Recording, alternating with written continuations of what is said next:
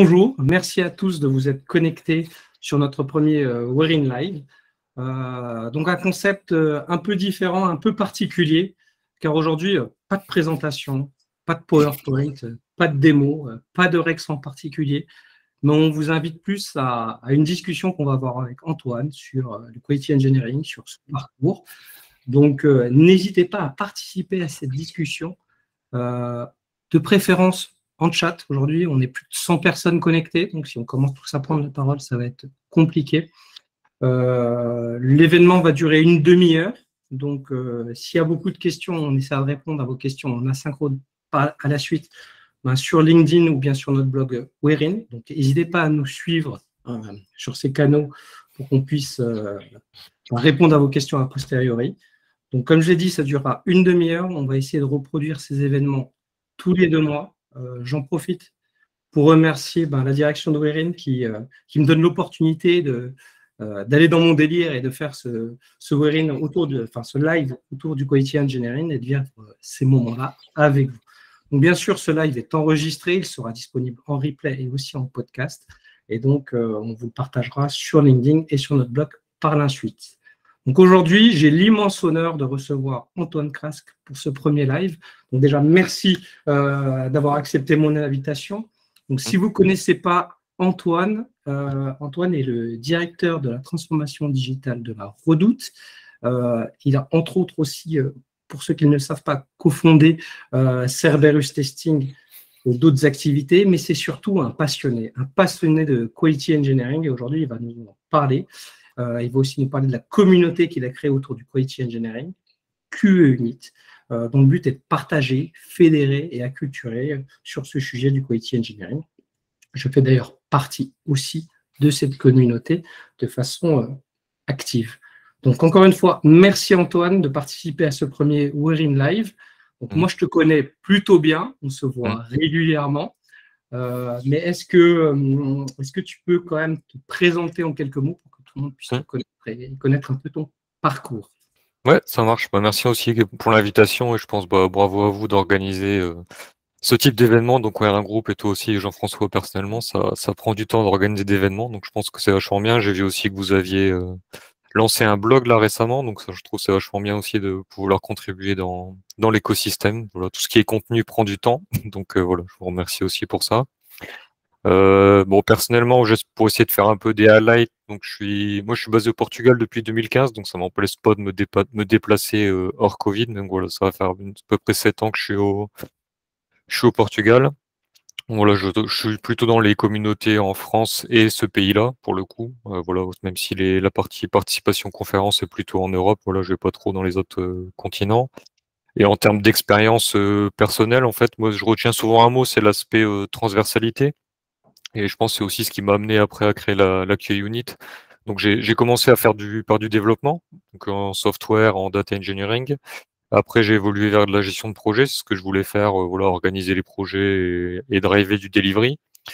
C'est ce qui m'a déjà aussi permis de me rendre compte que quand il faut livrer des projets, quand tu as des problèmes un peu partout dans la chaîne logicielle, c'est compliqué. Mais c'est ce qui m'a aussi fait prendre conscience des limites de certaines organisations ou manières de travailler. Et après, j'ai eu l'opportunité de pouvoir faire plutôt du management. Donc, dans un premier temps, du management d'équipe software engineering, qui inclut aussi la partie QA, etc. Et après, évoluer plutôt sur un rôle de directeur engineering. Donc, la différence, c'est que j'avais pas qu'un seul périmètre d'engineering, il y avait aussi un périmètre front, data engineering, et plus globalement, faire des choix technologiques au-delà de silos organisationnels. Voilà. Donc ça m'a permis de faire plus que l'engineering, entre guillemets. C'était aussi du management d'équipe, de l'organisation, mettre en place des méthodes et surtout réfléchir plus globalement pour l'entreprise ou différentes équipes. Voilà, pas sur un seul prisme local. Et du coup, depuis 2 ans, j'ai rajouté, ce que j'ai commencé plutôt à faire, c'est de l'architecture. Donc, d'où après l'aspect transformation techno du rôle aujourd'hui. Et donc là, c'est vraiment réussir à faire un premier lien qui est aligner les choix technologiques avec la stratégie d'entreprise. Mais techno, ça va au sens large des choix applicatifs, de solutions, à des choix plus locaux, de DevOps, de solutions de test, etc. Voilà. Et donc, du coup, c'est ça qui m'a amené, je pense aussi, par ce parcours, à évoluer vers le quality engineering. Bon, on en parlera tout à l'heure, ce que c'est. Et donc personnellement, je participe, j'anime quelques communautés. donc de Tisleria, donc qui est au Portugal, la QUnit, une communauté Ministry of Testing Galeria, et aussi une communauté d'architectes qui a été co-créée avec Mano Mano et Cdiscount. Voilà. Et du coup, j'en profite pour me poser ma question un peu personnelle. Promis, Antoine, ce sera la seule. Tu fais énormément de choses. Moi, j'ai la chance de travailler avec toi sur certains de tes sujets. C'est hautement qualitatif et productif de travailler avec toi. Brainstorming, c'est toujours quelque chose de très intéressant, mais du coup, ça fait beaucoup de choses. Et sincèrement, moi, avant de te connaître, je pensais que j'étais productif. Mais du coup, tu as mis la barre très haut, donc c'est très intéressant. Mais voilà, comment tu fais pour mener à bien tous tes sujets? Donc, je me doute que tu as aussi appris à mieux t'organiser pour pouvoir traiter ces sujets-là, parce qu'il y a 24 heures dans une journée. Donc, c'est peut-être out of the box la question, mais je trouve que c'était intéressant de comprendre aussi ton état d'esprit qui t'a amené vers le quality engineering quelque part. Ouais. D'accord, bah, je pense qu'il y a un premier point qui peut faire la différence pour tout le monde, c'est que ce que je fais, j'aime bien. Donc j'ai pas forcément l'impression de travailler, donc je pense que ça m'aide à travailler plus longtemps et à travailler plus efficacement parce que ça m'intéresse vraiment. Donc ça, je pense que c'est vraiment quelque chose d'important pour peu importe ce qu'on fait. Après, le deuxième, c'est de savoir avoir des priorités et savoir faire des sacrifices. Donc dans les priorités, pour moi, il y a surtout savoir ce qu'on veut pas faire, parce qu'on a tendance à trop en faire et perdre le focus, et c'est encore quelque chose que je dois travailler aujourd'hui. Et après, les sacrifices, c'est savoir parfois prendre sur son temps perso pour faire les choses qu'on aime vraiment. Donc voilà, je travaille beaucoup très souvent le soir et souvent le samedi et le dimanche, plusieurs heures, etc. Mais je pense que c'est aussi un choix, un choix personnel, et parce que ça rejoint le premier point de passion et de motivation. Et après, le dernier, c'est qu'il faut, je pense, vraiment être tout le temps sur l'apprentissage et l'amélioration continue. Moi, je pense que je suis très loin d'un niveau de productivité que je voudrais avoir aujourd'hui. Mais voilà, je pense qu'il faut vraiment savoir mettre les fondations, mettre en place des processus, des bonnes habitudes.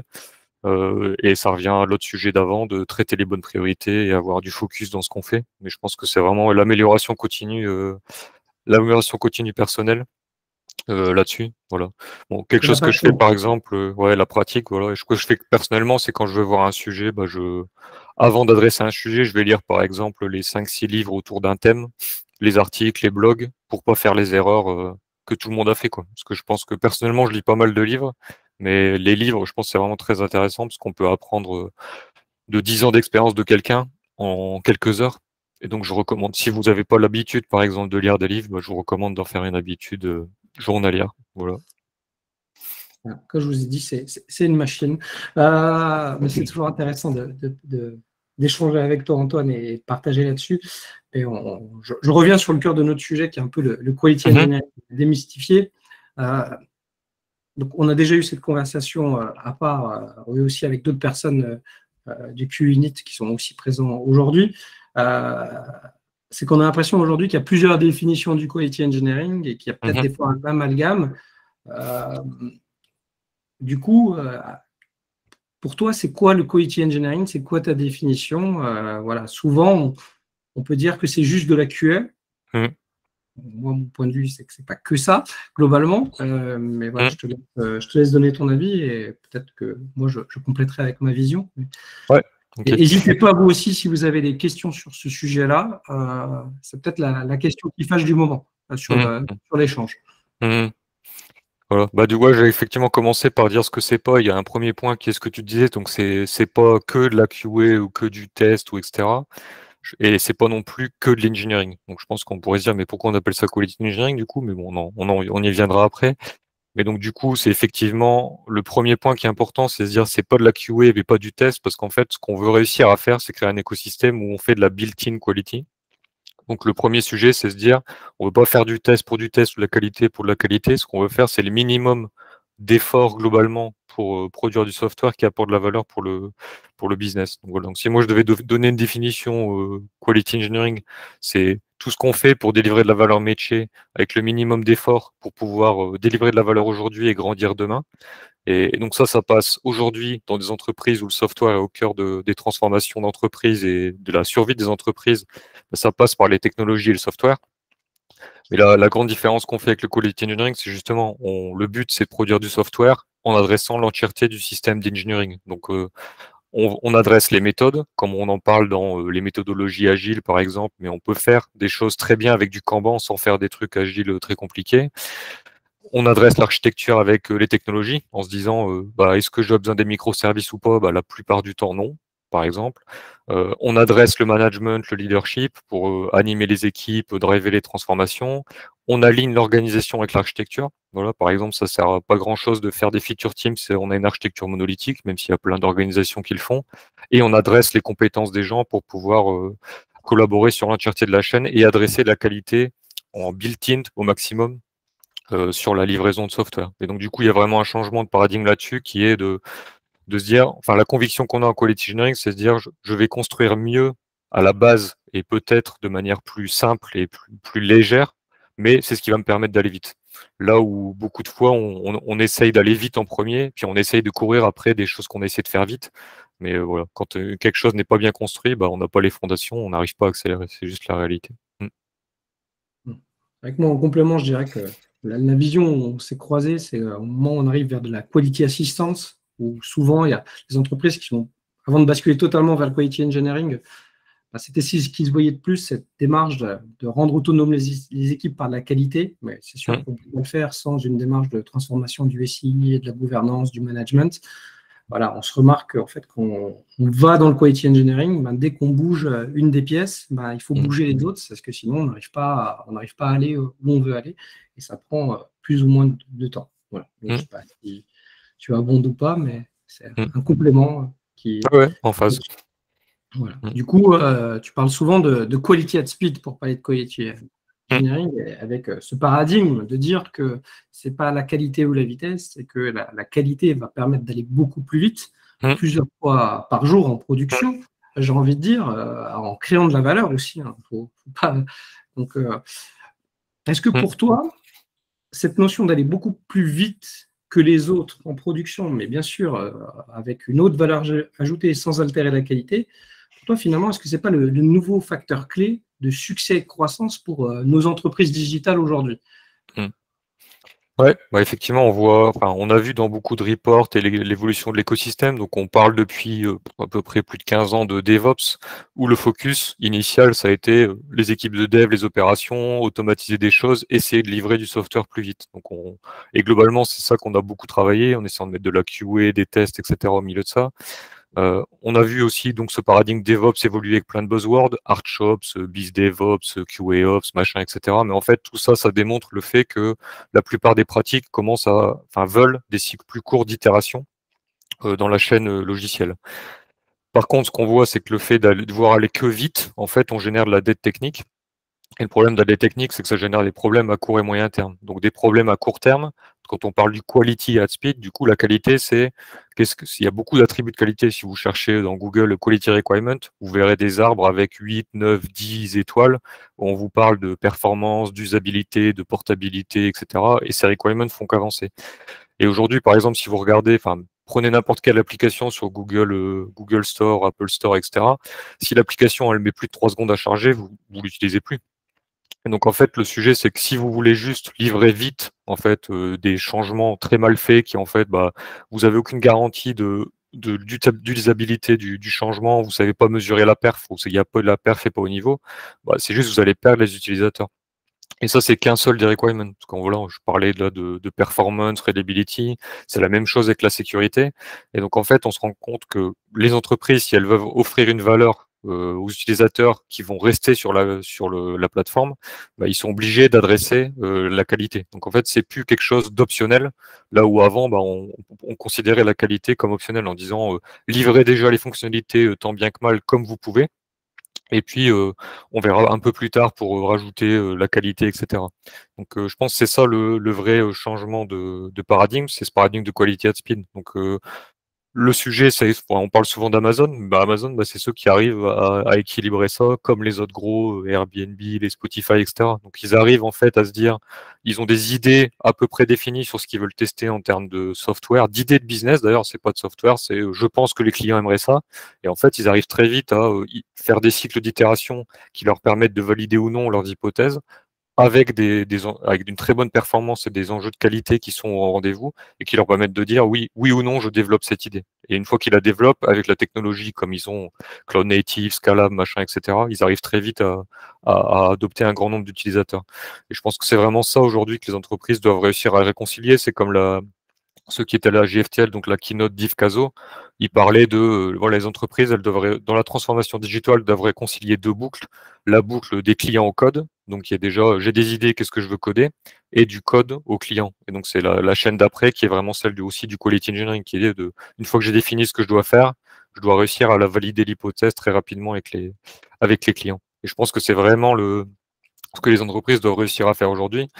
On en parlait dans la conférence au JFTL Ensemble, Jean-François, sur les stats, en disant aujourd'hui, voilà, 85% des entreprises ressentent le besoin d'accélérer. Donc, c'est plus que, par exemple, le secteur du retail, par exemple, qui est impacté. C'est vraiment beaucoup de secteurs. On voit des startups arriver dans l'écosystème. Les levées de fonds vont peut-être baisser un petit peu dans le contexte actuel, voilà, économique, etc., d'incertitude. Mais quand on regarde rien que le nombre de startups qui, en très peu de temps, arrivent à prendre un nombre d'utilisateurs énorme, en fait, la probabilité que l'entreprise dans laquelle on travaille aujourd'hui va être disruptée est plus que forte. Et ce sera à ce moment-là que les entreprises vont devoir se réveiller, si elles ne se sont pas déjà réveillées, malheureusement. Merci Antoine. On commence à avoir quelques questions qui émergent. Donc, celle de Benjamin est en phase avec celle que j'allais te poser par la suite, qui était de dire est-ce que tous les projets peuvent faire du quality engineering? Donc, Benjamin nous l'a posé, est-ce que ça touche toutes les organisations du coup et comment on peut embarquer le top management dedans? Donc, double question. Déjà, est-ce que c'est toutes les organisations? Et après, on parlera de Shift Up justement après. Alors. Ouais. Non, je pense qu'effectivement, donc toutes les organisations peuvent en faire et moi je suis convaincu doivent en faire. Ça rejoint ce qu'on discutait juste avant de Quality at Speed. Je pense que les entreprises qui sont trop lentes à itérer, sauf si c'est des institutions publiques, vont finir par disparaître de plus en plus rapidement.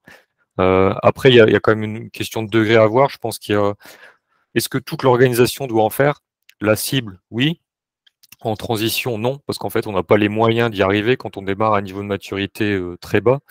Donc du coup, ça rejoint aussi la question de Benjamin. Je pense qu'il y a deux points. Il y a des maturités de quality engineering, c'est ce qu'on est en train de formaliser dans la communauté.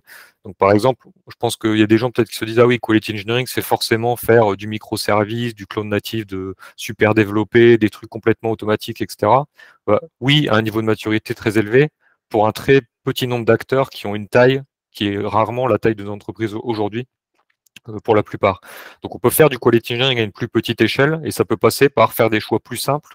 Comme je disais au début, il y a plein d'entreprises, par exemple, on le commence à le voir, qui sont commencé à, comme on dit en anglais, jump in the bandwagon, mais ils ont suivi la mode des microservices, etc., sans vraiment comprendre les tenants aboutissants et ce qu'ils en avaient vraiment besoin au début.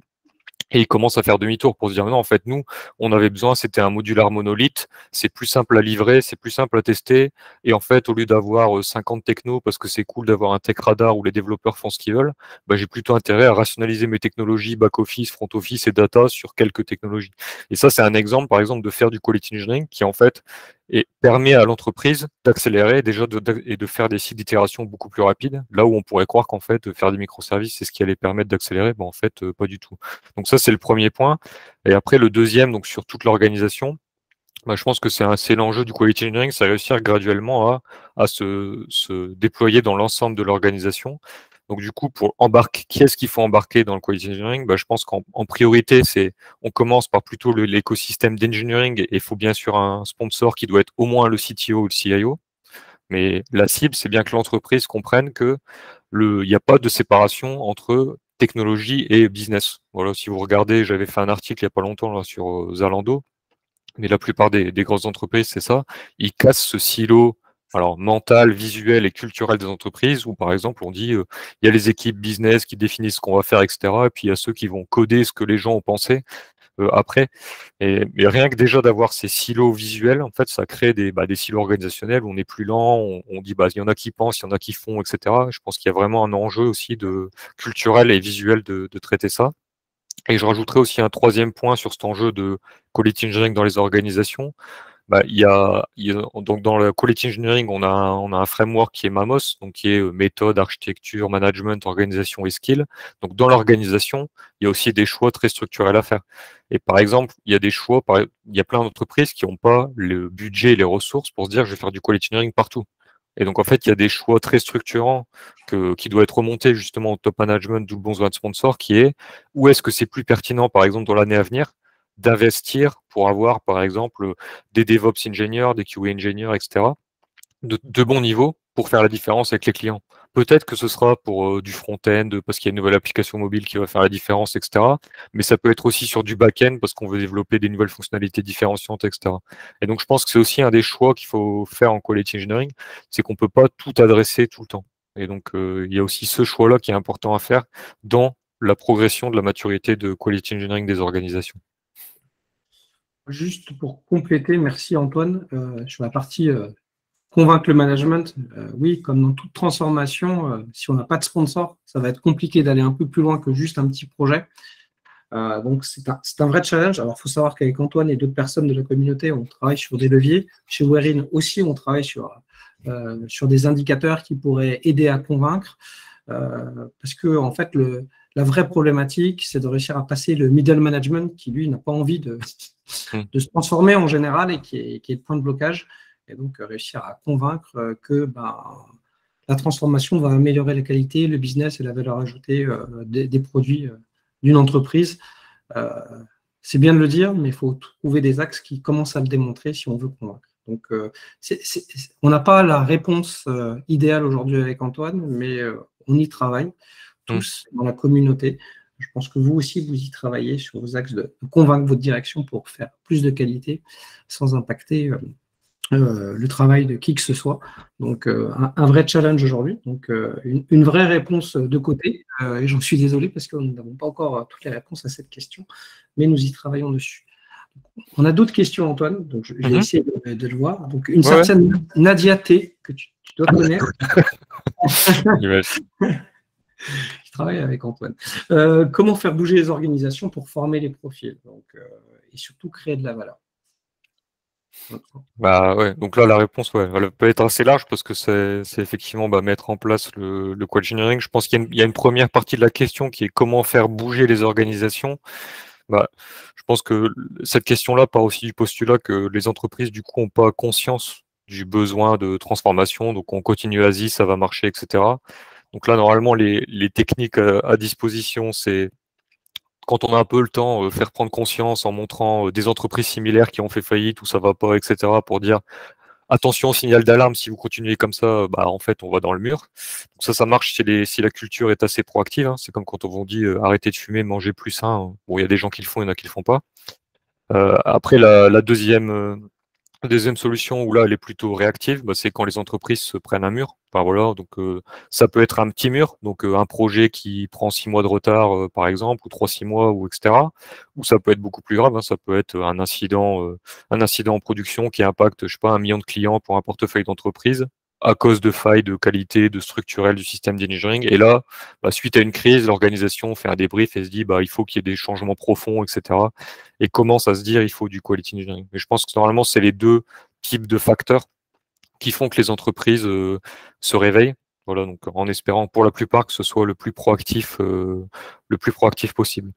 Et après, donc sur la deuxième partie de la question, sur le comment former du coup les profils et créer de la valeur, je pense qu'il y a un sujet sur la formation des profils. Donc on en a parlé sur la présentation qu'on avait fait à la JFT avec Jean-François, donc en disant l'objectif en quality engineering, c'est de réussir à adresser la qualité, monter le niveau de qualité par défaut, enfin créer de la qualité par défaut et du built-in quality au départ sur l'ensemble de la chaîne logicielle. Donc ça veut dire qu'il faut qu'on ait des profils qui sachent interagir plutôt au début, donc sur la partie product management, spécification, des gens plutôt au niveau de la partie coding, plateforme, livraison, et des gens plutôt sur la partie expérience client, amélioration de l'expérience, des opérations, shift right. Et donc du coup, l'enjeu, il y a un rôle pour moi très fort ici du management. Donc on parlait de Mamos et des 5 axes. Donc là, c'est vraiment un rôle pour moi du management, de développement continu des compétences et de réussir à se dire, sur ma cartographie de mes différentes équipes, quelles sont les équipes à plus forte valeur ajoutée aujourd'hui pour l'entreprise et où est-ce que, si vous connaissez les techniques de value stream, donc c'est de réussir à voir où est le facteur limitant dans un processus. Et donc l'idée, c'est de réussir à se dire, si dans cette équipe-là, on est très bon, par exemple, en automatisation de tests, en peer review, en code, etc. Par contre, les spécifications, on n'est vraiment pas bon en user story, requirement, etc. L'enjeu là du management, c'est plutôt d'aller trouver des profils et les former pour améliorer du coup ce facteur limitant. Au contraire, sur notre équipe, ça peut être l'inverse. On peut être très bon en spécifications fonctionnelles, etc. Par contre, les gens n'ont aucune sensibilité au non fonctionnel, à la sécurité, la performance, etc. Et c'est plutôt ça qu'il faut aller chercher. Et ça, c'est un vrai rôle de management pour moi, de responsabilité de management, de faire ce travail de cartographie, d'animation et de motivation des équipes et puis de donner les moyens. Donc, il y a un moment, il faut aussi payer des formations où tout n'est pas gratuit. Et puis, et créer de la valeur, c'est aussi le management. Donc, de dire, toutes les activités que les gens font là à la fin, comment est-ce que je mesure la valeur? Donc, il y a des tactiques d'OKR. Il y a aussi, déjà, ça passe beaucoup par la définition en premier de la définition de qualité et la mesure. Il y a vraiment une animation du management pour moi qui est très forte. Et après, en complément, il y a aussi la proactivité et le développement personnel que chacun peut mettre en place. Voilà, rejoindre des Slack de communauté, se documenter en ligne, acheter un livre à 15 euros, etc. Tout le monde peut le faire. Enfin, aujourd'hui, il n'y a pas besoin d'attendre qu'un manager ou une entreprise le fasse pour nous. Donc, je pense que c'est vraiment ces deux axes-là qu'il faut travailler. Et je pense que oui, il y a vraiment une responsabilité très forte pour moi du management qui doit aussi changer sa perspective. Voilà, je parlais au début de mon expérience, je suis passé de faire du développement, gérer des projets, gérer des équipes d'engineering à gérer plutôt l'écosystème d'IT. Et je pense que c'est aussi, par exemple, ce que les QA leads doivent réussir à faire. Si on se dit les gens veulent évoluer de rôle de QA vers du QE, il faut qu'ils sortent en fait de leur prisme en disant moi je suis plutôt cantonné autour du dev, la livraison, les tests, etc. Il faut réussir à avoir la transversalité de la chaîne logicielle et réussir à aller apporter de la valeur là où elle manque. Et je pense que ça, c'est aussi un changement individuel des managers et des collaborateurs. Du coup, ça tombe bien parce que tu as commencé à parler de compétences, de recrutement de profils, il y a pas mal de questions là-dessus, donc du coup, je vais essayer de faire un début de réponse et tu me compléteras ou tu me contrediras peut-être, Antoine, sur ce sujet, parce que tout ce qu'on veut dire est très ambitieux, mais on ne va pas se mentir, mettre ça dans une équipe avec toutes ces compétences, c'est compliqué. Ça veut dire que nous, en tant que, par exemple, si vous avez des QA leads, il faut qu'ils comprennent comment ça marche vraiment l'automatisation et le dev. Si on veut mettre une vraie démarche d'amélioration, il faut qu'ils comprennent c'est quoi le TDD, le BDD. Il faut que les développeurs aient cette notion de craft et qu'on les fasse monter en compétences. Donc oui, les entreprises, elles ont un rôle très important dans la formation, mais elles se battent contre un quotidien où ils doivent délivrer beaucoup.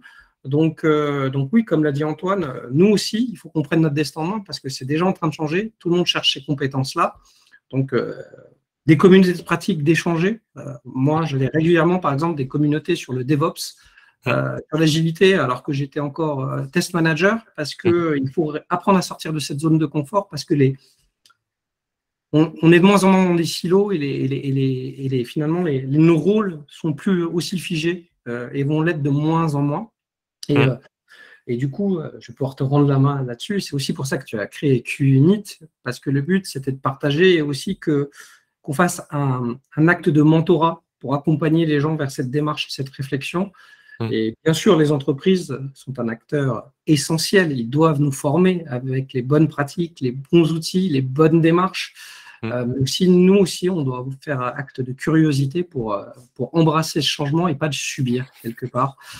Donc, on aura l'occasion d'en reparler à la ParisTestConf où on présente un sujet avec Antoine. Mais c'est vraiment ça qui nous anime avec Antoine, c'est le partage et faire ouvrir les esprits à chacun parce que on ne va pas se mentir, c'est difficile, il faut apprendre beaucoup de choses. Ça ne veut pas dire qu'on va devenir des experts de partout, mais on va essayer d'avoir plus de compétences profondes et pas juste sur un seul secteur si on veut pouvoir s'adapter. Donc, le chemin est encore long et tous les projets ne sont pas éligibles à date. Voilà. Donc, j'ai essayé d'y répondre. Oui, Benjamin, c'est les 15 et 16 novembre, la ParisTestConf. Nous, avec Antoine, ce sera le 15 novembre à 16h de mémoire que nous faisons notre sujet. Donc, j'espère qu'on vous y verra nombreux. Donc, il me semble que c'est bien pour ça. L'un de tes objectifs du Q-Unit, c'était partager et fédérer et espérer que ces compétences puissent se propager et le faire dessus. Donc, à travailler au quotidien. Donc, peut-être que tu veux nous en dire un peu plus, mais j'ai quand même pas mal spoilé du coup. Ouais. Ouais, bah, je pense que c'est aussi la différence que j'essaye de pousser dans la QA Unit, c'est que dans ce que j'ai vu dans mon expérience et aussi dans les communautés dans lesquelles je suis allé, c'est que c'est très focalisé en vertical et c'est très bien. Il faut des expertises verticales. Donc, il y a par exemple beaucoup de communautés sur le test, le DevOps, le platform engineering, le product management, l'agilité, etc. Et c'est très bien, il faut de l'expertise. Par contre, ce qui me manquait souvent avant de créer la QA Unit, c'est du coup cette transversalité dans le software engineering et plus large que le software engineering parce qu'on parle d'architecture, de valeur avec la technologie. Et donc, du coup, la Q-Unit, c'est vraiment ce focus de connect the dots, quoi, donc connecter les liens en transverse dans les pratiques et justement faire des meilleurs choix de software au global pour l'entreprise. Donc, effectivement, dans la Q-Unit, du coup, on partage en anglais, même il y a une partie réservée en français. Mais l'idée, c'est bien de créer cet écosystème de mentorat entre pairs et justement de réussir à faire que n'importe qui puisse s'améliorer, donc soit en expertise verticale ou bien en horizontale dans son écosystème et faire des meilleurs choix pour son entreprise. Ouais. Effectivement, donc c'est sur Slack, hein, donc si vous allez sur le site, je vous mettrai le lien peut-être après, vous pouvez rejoindre ça facilement. On va mettre le lien là, on l'a, normalement, on va pouvoir te le mettre. Mon équipe va le faire. Donc, vous allez pouvoir vous connecter dessus. J'ai d'autres questions. Donc, on va essayer de ne pas trop déborder sur le sujet. J'avais une question. Alors, j'ai certainement loupé des questions, j'en suis désolé. Est-ce qu'il est plus pertinent de passer en premier par la qualité assistance avant d'aller vers le quality engineering? Ouais, ça dépend effectivement, c'est presque une question de nommage. Je pense qu'il y a les niveaux de maturité de quality engineering qu'on est en train de formaliser. Donc effectivement, la quality assistance, c'est un des premiers niveaux de maturité en termes de modèle organisationnel. Donc c'est pas tout le niveau de maturité 2 du quality engineering. Il y a certaines méthodes, certaines architectures, etc. à adopter. Mais la partie quality assistance, c'est effectivement un modèle de transition utile qui est en fait efficace pour se dire, j'ai des gens qui savent faire au départ de la QA, du test, etc., des software ingénieurs qui sont pas forcément sensibilisés à la qualité, et je veux faire une étape transitoire où en fait on fait comprendre que la quality doit être built-in, on veut faire du build better, build faster, et donc du coup ce qu'on fait c'est qu'on change les rôles de contributeurs de gens de la qualité pour se dire en fait les gens qui produisent le code au départ doivent mieux le faire et donc doivent être coachés, supportés par des rôles de QA lead coach ou même de QA existants, et les rôles de QA ingénieurs existants vont évoluer pour des tâches à plus forte valeur ajoutée que juste faire des tests basiques, etc., que les développeurs peuvent faire, par exemple, si c'est pertinent. Donc, effectivement, oui, le modèle Quality Assistance est un modèle efficace de transition qui doit néanmoins pas être la cible.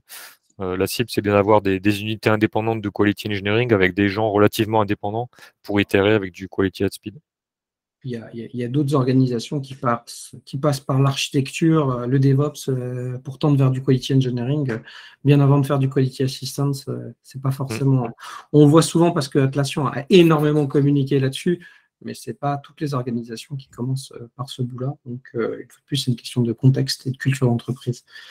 Alors, il y a d'autres questions, mais on va juste prendre la dernière question qu'on répondra certainement en asynchrone de Julien qui nous demande, qui est curieux de connaître le livre qui t'a le plus marqué. Donc, on pourra peut-être aussi mettre après.